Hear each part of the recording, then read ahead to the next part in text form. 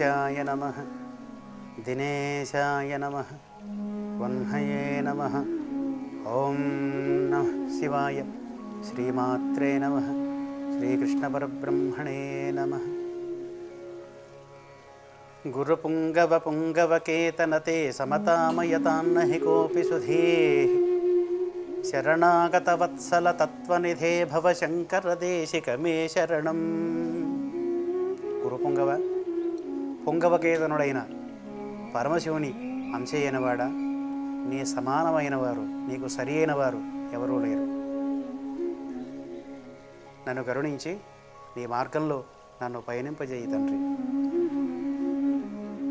శృతిస్మృతిపురాణానాం ఆలయం కరుణాలయం నమామి భగవత్పాదశంకరం లోకశంకరం.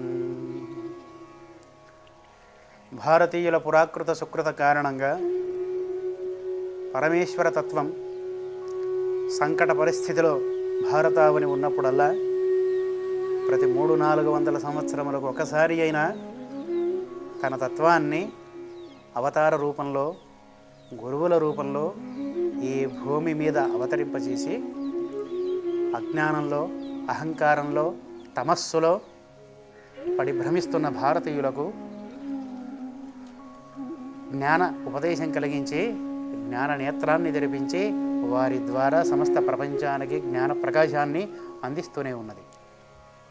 భారతీయులకు తమదంటూ ఒక బలం ఉన్నది. ప్రపంచంలో ప్రతి వ్యవస్థకు, ప్రతి సంస్థకు, ప్రతి వ్యక్తికి తనదైన ఒక బలం ఉంటుంది. ఇంగ్లీషు వారికి రాచరికపు మర్యాదలు వారి బలం. యూరోపియన్లకు, యూరప్ దేశాల వారికి సామాజిక బలం వారి బలం. భారతీయులకు ఆధ్యాత్మిక బలమే బలం. కనుక ఏనాడైతే ఆధ్యాత్మిక బలం భారతీయులలో సన్నగిల్లుతుందో ఆనాడు వారు పరాయి వారికి లోనవుతారు. కనుకనే సమయానుకూలంగా పరమాత్మతత్వం తన స్వరూపాన్ని తెలియజేయటం కోసము తన సేవకులను తానే తయారు చేసుకొని ఈ భూమి మీదకు పంపించి వారి ద్వారా సేవ చేయించుకొని ఆనందించే కార్యక్రమంలో భాగంగా పరతత్వం శంకరాచార్య రూపంలో ఆవిర్భవించింది. ఒక విచిత్రం ఏమిటి అంటే, ఉపాసకులలో గొప్పవారు, భక్తులలో గొప్పవారు, జగద్గురువులు, త్రివిధ మతాధిపతులు, అద్వైత, విశిష్టాద్వైత, ద్వైత సిద్ధాంత ప్రవక్తకులు దక్షిణ భారతంలో జన్మిస్తే వీరందరి మన్ననలు, ప్రార్థనలు, పూజలు, సేవలు అందుకున్న పరమాత్మ స్వయంగా తాను మాత్రం ఉత్తర భారతంలో ఆవిర్భవించాడు, శ్రీకృష్ణుడిగా, శ్రీరాముడిగా. క్రింద నుండి పైకి వెళ్ళాలి.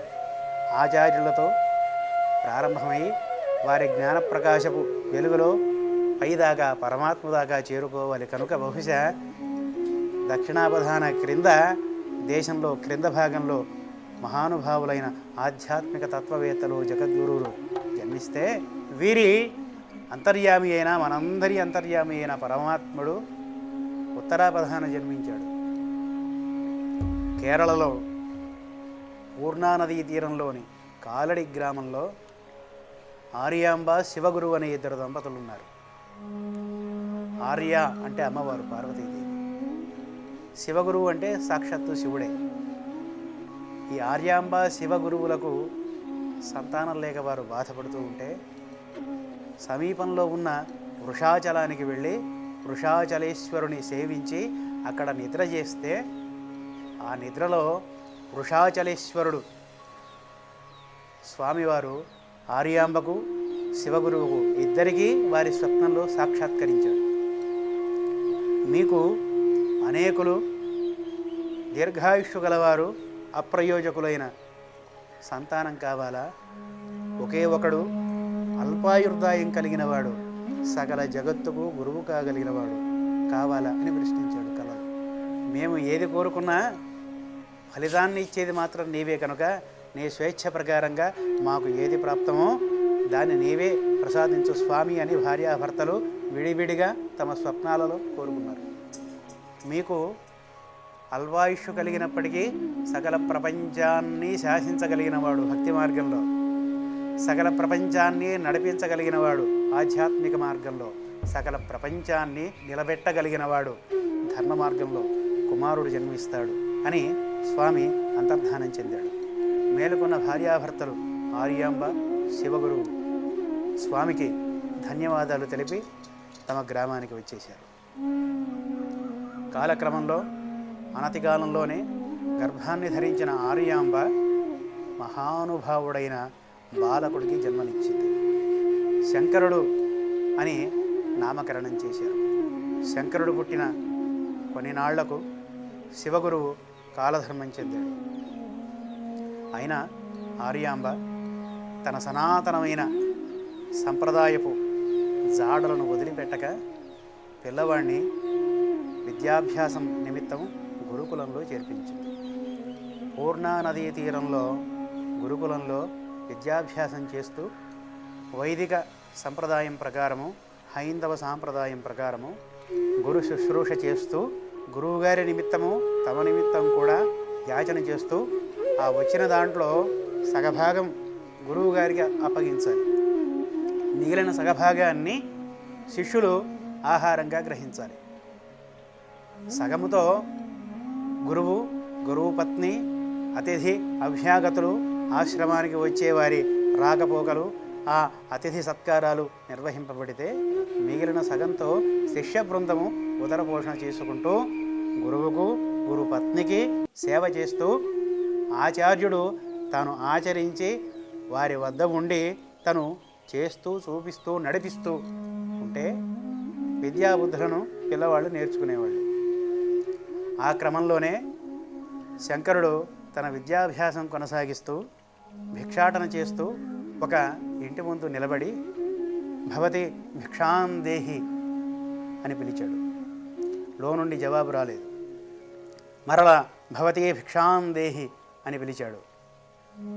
మూడవసారి కూడా భవతి భిక్షాందేహి అని పిలిస్తే ఇంటి తలుపు తెరుచుకొని నెమ్మదిగా ఆ ఇంటి ముత్తైదువ బయటకు వచ్చింది. ఆదిశంకరుడు భవతి భిక్షాందేహి అని అర్థిస్తే ఆలస్యంగా ఇంటిలో నుండి ఆ గృహిణి బయటకు వచ్చింది. దారిద్ర్యంతో అలమటిస్తున్న కుటుంబం అది. ఇంటిలో వారికి భిక్ష వేయటానికి ఏమీ లేదు. పెరడులో ఒక ఉసిరిక చెట్టు ఉంటే దానికి కూడా ఒకే ఒక కాయ ఉన్నది.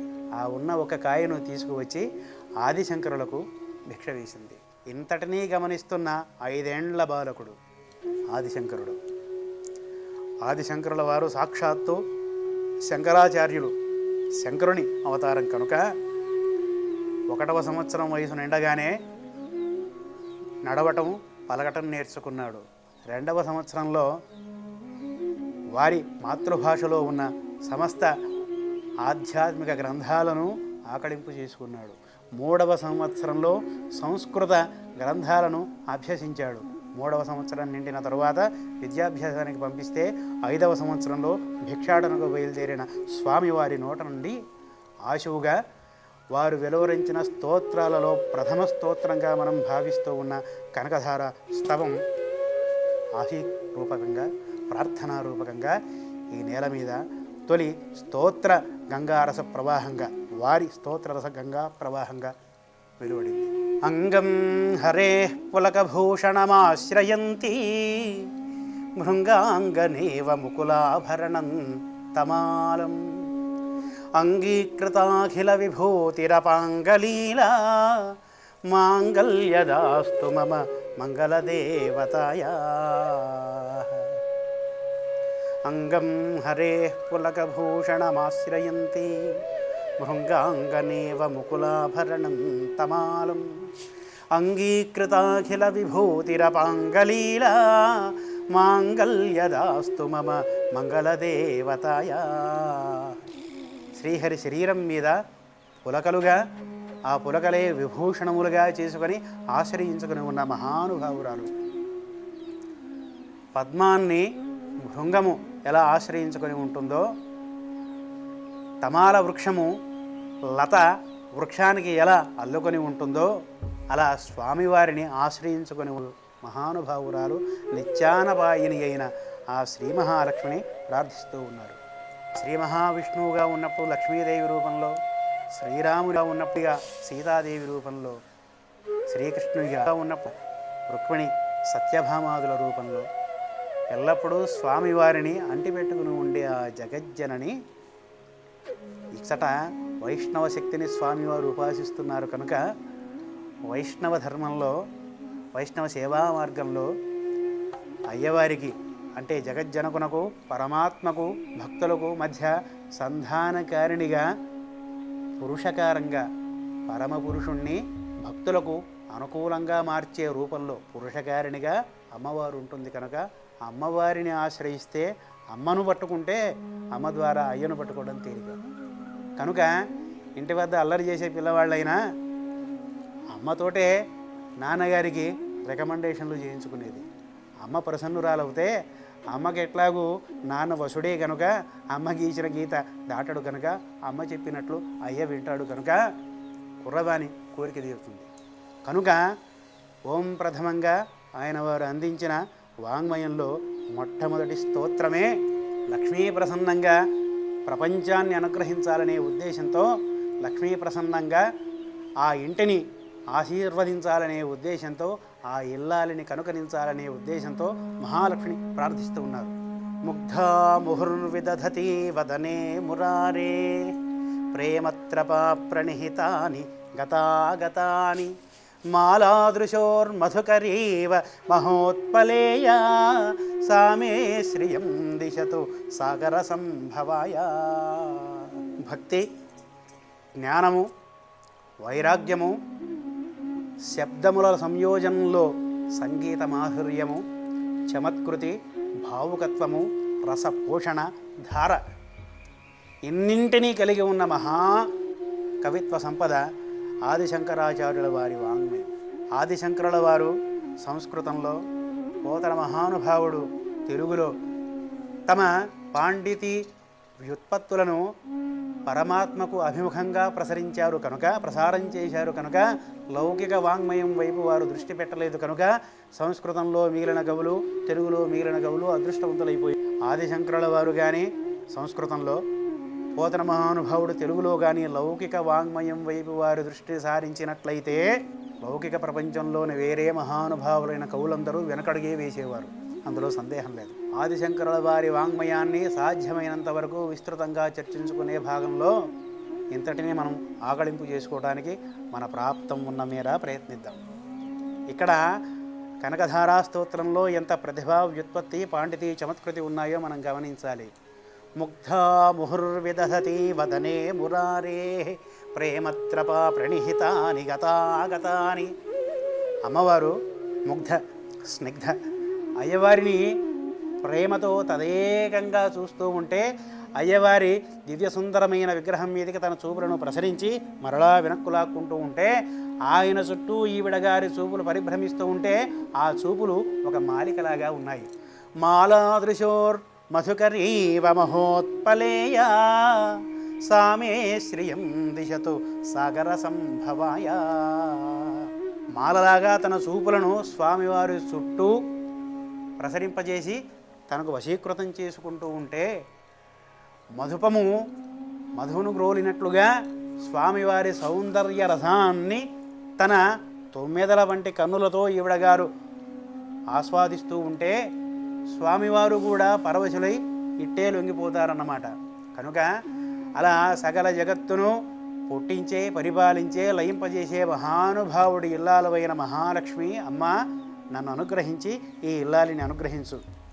విశ్వామరేంద్రపద విభ్రమదానదక్షం ఆనందహేతురధికం మురవిద్విషోపి ఈషన్నిషీదతు మమ క్షణమీక్షణార్థం ఇందీవరోదర సహోదరమిందిరాయ. విశ్వామరేంద్రపద విభ్రమదానదక్షం ఆనందహేతురధికం మురవిద్విషోపి. విశ్వంలోని సమస్త దేవతలకు, ఇంద్రుడు ఇత్యాదులందరికీ కూడా పదవులను, ఐశ్వర్యాన్ని, వైభవాన్ని, యశస్సును అందించగలిగిన, ఇవ్వగలిగిన, ప్రదానం చేయగలిగిన దానం చేయగలిగిన మహానుభావురాలా. ఆనందహేతురధికం మురవిద్విషోపి, మురాసురుణ్ణి సంహరించిన వాడికి కూడా ఆనందాన్ని కలిగించేదానా. ఈషన్నిషీదతు మయి క్షణమీక్షణార్థం. ఈషన్నిషీదతు మయి, ఈషత్ కొద్దిగా నన్ను, నీ కడగంటి చూపులను కొద్దిగా నాపై ప్రసారించు తల్లి. ఈషన్నిషీదతు మయి క్షణమీక్షణార్థం. ఇందీవరోదర సహోదరం ఇందిరాయ. చంద్రునికి తోబుట్టువైన అమ్మ, జగజ్జనని, చల్లదనానికి పేరైన చంద్రునికి తోబుట్టువైన దానా, ఆహ్లాదపరిచే చంద్రునికి తోబుట్టువైన తల్లి, ఈషన్నిషీదతమయి క్షణమీక్షణార్థం. ఈషత్ ఏ కొద్దిగానైనా నన్ను చూసి, నా వంక చూచి నన్ను కనకరించమ్మా. ఆమీలితాక్షమధిగమ్య ముదా ముకుందం ఆనందకందమనిమేషమనంగతంత్రం ఆకేకరస్థిత కనీనిక పక్ష్మనేత్రం భూత్యై భవేన్మమ భుజంగశయాంగనాయ.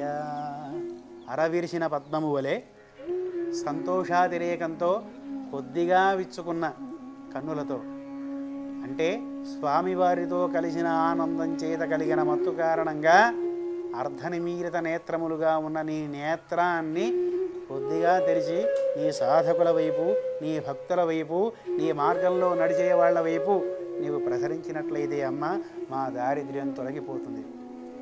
భూత్యై భవేన్మమ భుజంగశయాంగనాయ. బాహ్వంతరే మధుజితశ్రితకౌస్తుభేయ హారావళీవ హరినీలమయీ విభాతి కామప్రదా భగవతోపి కటాక్షమాలా కళ్యాణమావహతు మే కమలాలయాయ. బాహ్వంతరే మధుజితశ్రితకౌస్తుభేయ హారావళీవ హరినీలమయీ విభాతి.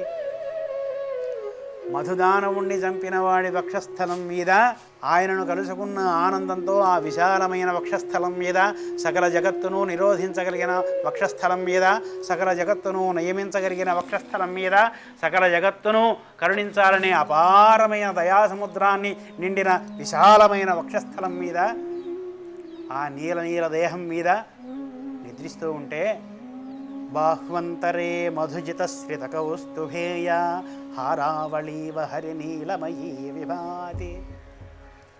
ఆ నీలమేఘఛాయ కలిగి ఉన్న దేహం మీద తటుల్లేఖ వంటి దివ్యమైన విద్యుత్తు వంటి సౌందర్యాన్ని కలిగిన ఈ అమ్మవారు విశ్రమిస్తూ ఉంటే ఒక ఆభరణంగా భాషిస్తూ ఉన్నది. కామప్రదా భగవతోపి కటాక్షమాలా కళ్యాణమావహతు మే కమలాలయాయ. సకల జగత్తుకు కామాన్ని, అంటే కోరికలను తీర్చగలిగిన వాడికి, కోర్కెలను ఇవ్వగలిగిన వాడికి కూడా ఆయన కోరికను కూడా తీర్చగలిగిన తల్లి కామప్రద భగవతో కటాక్షమాల. అలాంటి తల్లి కళ్యాణమావహతు మే కమలాలయాయ. ప్రాప్తం పదం ప్రథమతః ఖలు యత్ ప్రభావాత్ మాంగళ్యభాజి మధుమాథిని మన్మథేన మయ్యాపదేత్తదిహ మంధరమేక్షణార్థం మందాలసంచ మకరాలయ కన్యకాయ. ఎవరి దయాసారం వల్ల ప్రథమ స్థానాలు లభిస్తాయో, ఎవరి దయాసారం వల్ల, ఎవరి దయాకరితమైన దృక్కుల చేత ఉత్తీర్ణులవుతారో, ఇహలోకపు పరీక్షలలో పరలోకపు పరీక్షలలో కూడా ఆ చూపును నా వైపు ప్రసరింపజేసి నీ పరీక్షలో నన్ను ఉత్తీర్ణుని చేయి తల్లి. దద్యాదయానుపవనో ద్రవిణాంబుధారాం అస్మిన్న కించన విహంగశిశౌ విషణ్ణే దుష్కర్మఘర్మమపనీయ చిరాయ దూరం నారాయణ ప్రణయిని నయనాంబువాహ. దద్యాదయానుపవనో ద్రవిణాంబుధారాం అస్మిన్న కించన విహంగశిశౌ విషణ్ణే దుష్కర్మఘర్మమపనీయ చిరాయ దూరం నారాయణ ప్రణయిని నయనాంబువాహ. అమ్మా, దుష్కర్మలు అనే తాపానికి గురవుతూ దాహంతో అలమటించిపోతున్న నన్ను నీ దయాకలితమైన దృక్కుల చేత, నీ కరుణయనే వర్షం చేత నా దాహాన్ని ఉపశమింపజేసి నన్ను కరుణించు తల్లి. ఇంతటి ప్రార్థన ఏ శారీరకమైన ఏ స్వార్థమైన సౌఖ్యాన్ని అనుభవించాలనే కోరికలు కూడా కలగని అతి పిన్న వయసులో 5 ఏళ్ల ప్రాయంలో అలనాడు పంచవర్ష ప్రాయుడైన ప్రహ్లాదుడు సకల జగన్నాథుడైన శ్రీమన్నారాయణమూర్తిని ఉపాసించి సేవించినట్లుగా ఇక్కడ భక్తి మార్గాన్ని ఉపదేశించిన వారిలో వరిష్ఠుడైన ఆదిశంకరుల వారు తనకు భిక్ష వేయటానికి కూడా అశక్తురాలైన పేద ఇల్లాలు తన ఇంటి పెరటిలో ఉన్న ఒకానొక ఉసిరి పండును తనకు దానం చేస్తే ఆవిడ పరిస్థితికి ద్రవించిన హృదయంతో ఆవిడ కోసం గానం చేసిన ఈ కనకధారా స్తోత్రంలో